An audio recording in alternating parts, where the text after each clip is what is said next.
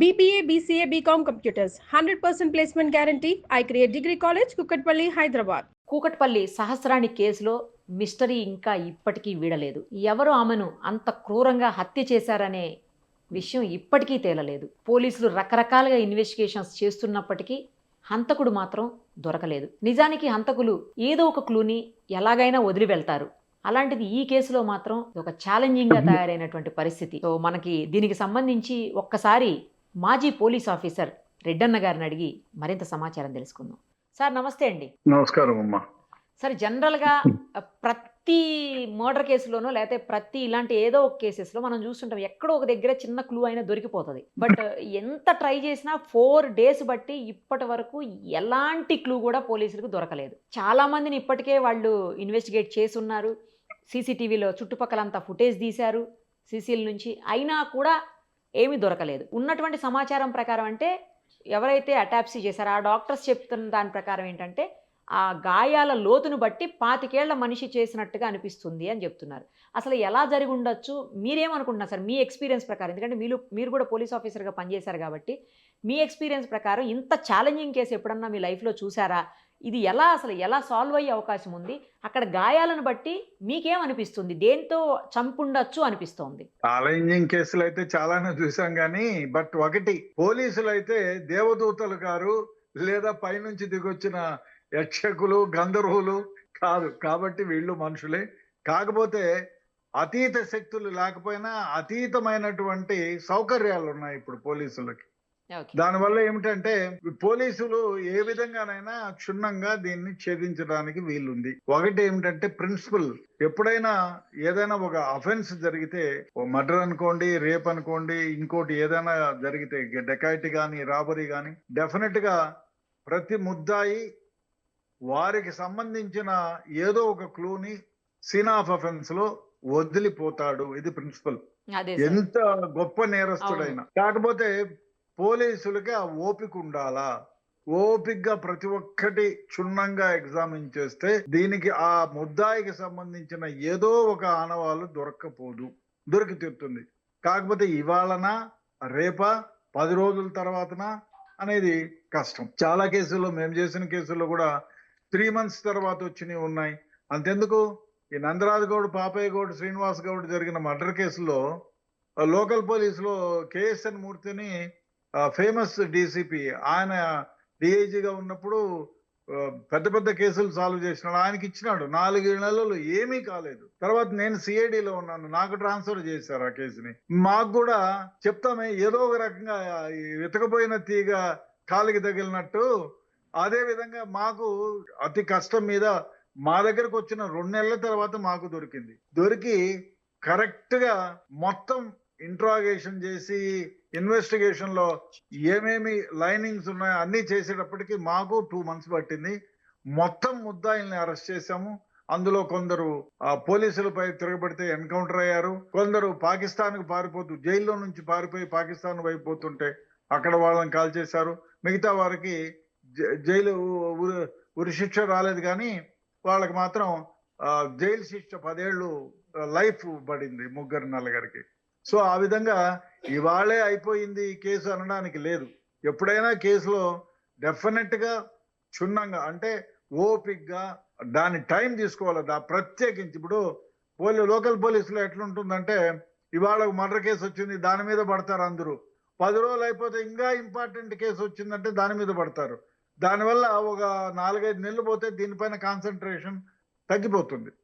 అది కాకుండా స్పెషల్గా ఒక 2-3 టీములను పెట్టి అదే పనిగా ఓపిక్గా ఇంట్రాగేషన్ చేసి, ఇన్వెస్టిగేషన్ చేసి, సీన్ ఆఫ్ అఫెన్స్ లో క్షుణ్ణంగా పరిశీలించి చేస్తే డెఫినెట్ గా ముద్దాయిలు దొరికి తీరుతారు. కాకపోతే కష్టపడాలి. అన్ని వాళ్ళ దగ్గర ఉన్న ఛాయశక్తులన్నీ ప్రయత్నం చేస్తే ముద్దాయి దొరకకుండా పోయేటువంటి ప్రసక్తే లేదు. రైట్. మీకు చూసినటువంటి అంటే అక్కడ మీరు సీన్ ఆఫ్ అఫెన్స్ చూసారు కదా, చూసినప్పుడు మీకేమనిపిస్తుంది? ఎలా చంపుండొచ్చు? అంటే ఏ రకమైనటువంటి ఆబ్జెక్ట్ తోటి అతను ఆమె మీద దాడి చేసి చంపే అవకాశం? అంటే నేను క్లోజ్ గా, అంటే బయట నుంచి కెమెరాలు పెట్టి చూసిందే కదా. అంటే ఇంకోటి పిఎం రిపోర్ట్ లో కొందరు చెప్పింది ఏమంటే, పిఎం రిపోర్ట్, ప్రిలిమినరీ రిపోర్ట్ బయటికి రాలేదు. బహుశా కారణాలు ఏమో తెలియదు మనకి.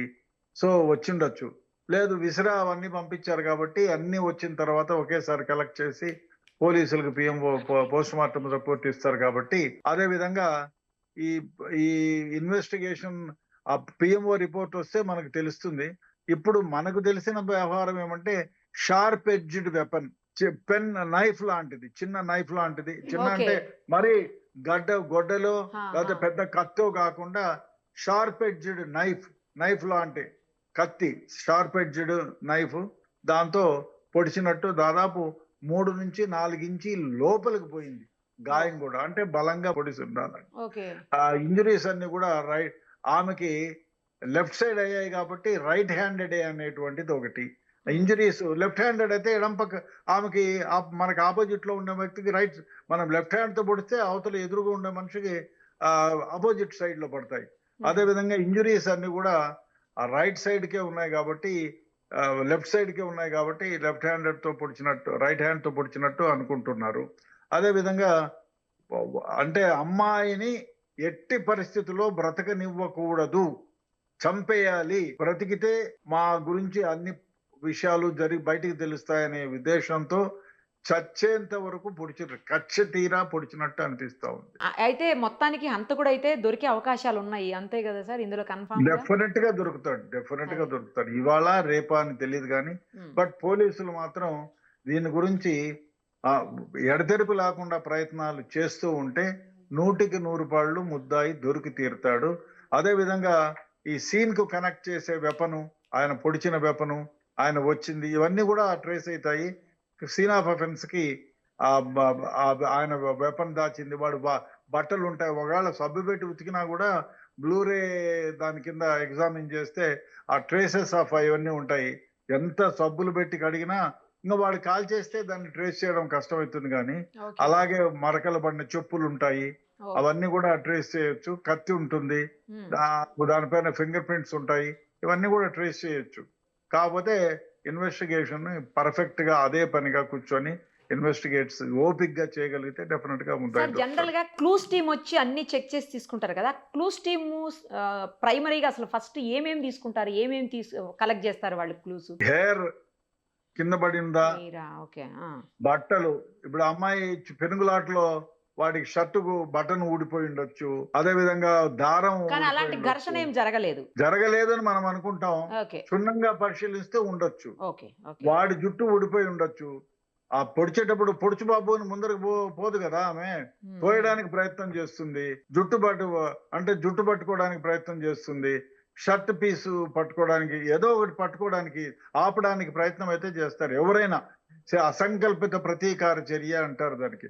మనం చూడండి, ఎవరన్నా పట్టని, ఎందుకు అంత రాయి వస్తే కళ్ళు మూసుకుంటాం తప్పమని, మనకి తెలియకుండా ఇన్వాలంటరీ గా జరుగుతుంది. ఇట్లాంటి చర్య ఏదో జరిగి ఉంటుంది, కానీ అది మనకు ముద్దాయి పట్టుబడితే ఈ విధంగా నాకు పొడిచేటప్పుడు అమ్మాయి అడ్డం పెడితే నా కత్తి నాకే తగిలిందనో, లేకపోతే అమ్మాయిది ఇట్లుందనో, అమ్మాయికి సంబంధించినవి ఏవో డెఫినెట్ గా కొన్ని ఆనవాళ్లు అక్కడ ఉంటాయి, వాడికి సంబంధించిన ఆనవాళ్లు కూడా ఉంటాయి. అది టైం పడుతుంది ఇన్వెస్టిగేషన్ లో. అదే సీసీ ఫుటేజ్ ఉంటే ఖజానా జోరులు లాగా ఇమీడియట్ గా పట్టుకోవడానికి వీలవుతుంది. సీసీ ఫుటేజ్లు ఇంటి దగ్గర లేవు, అది ఊరి బయట ఉన్నాయి. బయట ఉంటే కనెక్ట్ చేయడం కష్టం అవుతుంది, డెఫినెట్ గా కష్టం అవుతుంది. ఇంటి ముందరే ఉంటే ఇప్పుడు ఈ మనిషి లోపలికి వెళ్ళాడు, ఏ ఉద్దేశంతో వెళ్ళాడు, వాడిని ఇంట్రాగేట్ చేస్తే తెలిసిపోతుంది.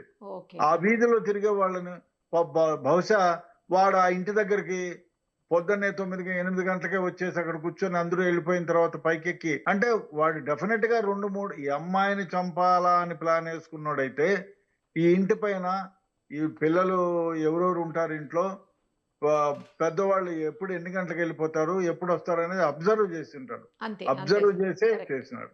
కరెక్ట్ మీరు చెప్పింది, pre plan day. Right sir, చూద్దాం దొరకకపోతాడా, మీరు అన్నట్లు ఖచ్చితంగా దొరుకుతాడు. Thank you sir, thank you so much. Okay.